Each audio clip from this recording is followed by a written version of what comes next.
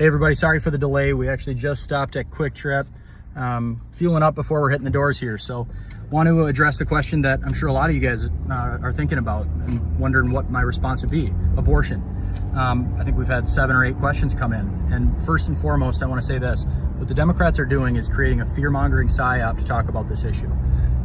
Never once did I try to limit access to, the choices that women make. It's obviously a very personal one. Am I personally pro-life? Yes. Do I think that we can exercise pro-life policy in better ways than what we see Oklahoma Republicans doing, which is trying to criminalize women for seeking an abortion? That's nuts too. We can agree to that. I think we should make it easier for families to grow. We should make the 88% of women who choose to go through with an abortion because of economic circumstances, we should be trying to help them. And so we're going to be actually introducing another package of bills. It's going to be the Mom Act. It's going to increase prenatal care coverage for disadvantaged women who are contemplating having an abortion or carrying through with their pregnancy. Apprenticeship placement programs for women who don't have economic opportunities or job opportunities in general, and that's a reason why they can't afford or logistically see being a part of a family.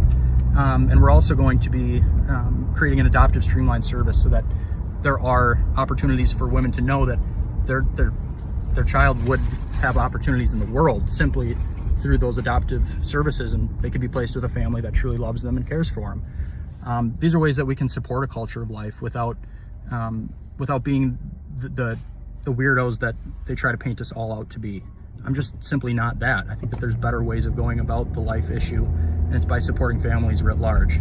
But let me tell you a little bit about what the PRO Act, the Protect Reproductive Options Act, actually did for women. Because Democrats love to say that it was, protecting and expanding access for women's reproductive health. No, it was actually quite the opposite. In the same breath that they're saying we're protecting options, they eliminated the option of going to a crisis pregnancy center, which was completely defunded for the first time in 54 years here in the state of Minnesota. And those pregnancy centers, they give resources to women who are struggling, whether it's free diapers, free baby food, formula, cribs. They do a lot of services for these women who are struggling.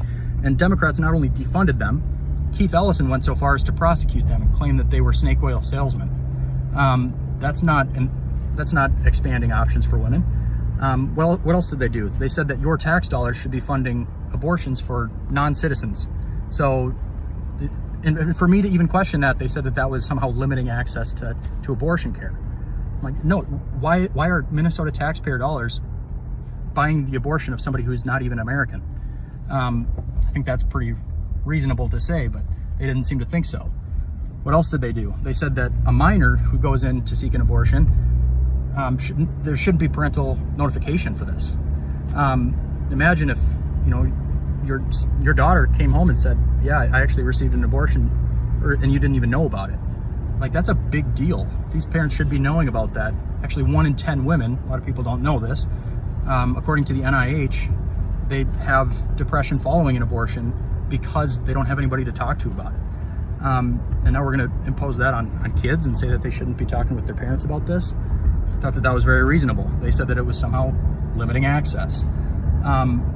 Also, there were prior laws in place that made sure that abortion providers would talk with local law enforcement if they knew that somebody was coming in and seeking an abortion because they were trafficked or it was a case of rape or incest. And that's a very logical thing to do. You want that to stop because that woman is obviously a victim. They actually stripped away the liability protections for abortion providers, and they made it so they don't actually have to even contact law enforcement in the first place. How is that helping women? How is that making a more safe and just overall healthy environment for women here in Minnesota? It's not. So they've really created a psyop with this issue, but we're going to keep doing it exactly what we've been doing, which is supporting families, supporting moms, and finding kind of unique and new ways to just support a culture of life. So if you have any further questions on this issue, I'm always